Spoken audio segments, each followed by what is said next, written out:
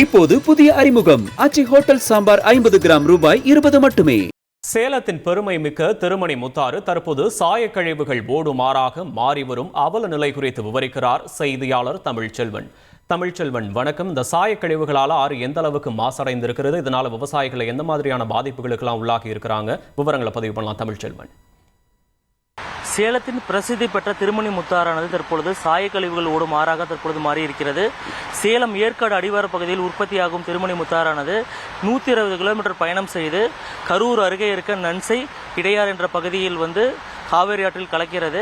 இந்த நிலையில் சேலம் மாநகர பகுதிகளில் அனுமதி பெறாத சாயப்பட்டறைகள் அதிக அளவில் இயங்கி வருவதன் காரணமாக அவற்றிலிருந்து சாயக்கழிவு நீர்களை சுத்திகரிப்பு செய்யாமல் நேரடியாக திருமணி முத்தாற்றில் திறந்து விடுவதால் தற்பொழுது திருமணி முத்தாறு முழுவதுமே சாயக்கழிவுகள் கலந்து சாயக்கழிவுகள் ஆறாகவே மாறி இருக்கிறது.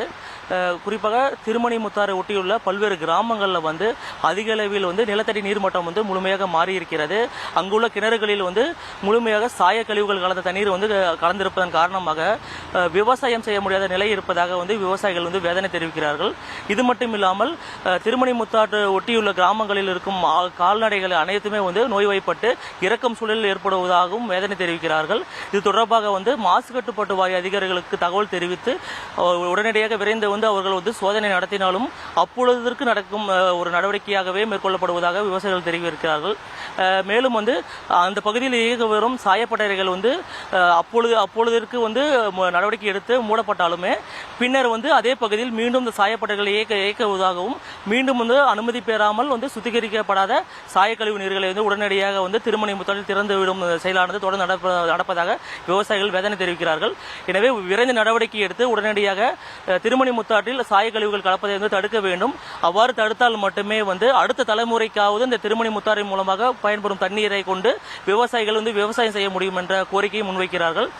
குறிப்பாக சேலம் நம்ம இருக்கும் பகுதியானது சேலம் மாநகர பகுதியில் இருக்கும் உத்தம சோழபுரம் என்ற பகுதியில் நம்ம இருக்கும். இந்த பகுதியில் முழுமையாக சாயப்பட்ட தண்ணீரானது திருமணி முத்தாற்றில் கலந்ததன் காரணமாக முழுமையாக நுரை பொங்கி திருமணி முத்தாற்றில் அதிக அளவில் செல்வதால் இந்த சுற்றியுள்ள கிராமங்கள் அதிக அளவில் பாதிக்கப்பட்டிருக்காங்க.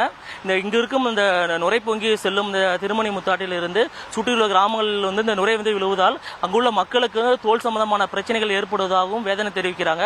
இதற்கு விரைந்து நடவடிக்கை எடுத்து அரசு அதிகாரிகள் நடவடிக்கை எடுத்தால் மட்டுமே இங்குள்ள கிராமங்களை காப்பாற்ற முடியும். அதே போன்று விவசாயிகள் விவசாயம் மேற்கொள்ள முடியும் என்ற தகவலையும் தெரிவிச்சிருக்காங்க. குறிப்பாக இப்பொழுது இந்த சுத்திகரிப்பு பணிகளை மேற்கொண்டு கழிவுகள் தண்ணீரை ஆற்றில் கலக்காமல் தடுத்தால் அடுத்த 40 ஆண்டுகளுக்கு பிறகுதான் அந்த தண்ணீரானது தூய்மை பெறும், திருமணி முத்தாறும் மீண்டு வரும் என்ற கோரிக்கை வச்சிருக்காங்க.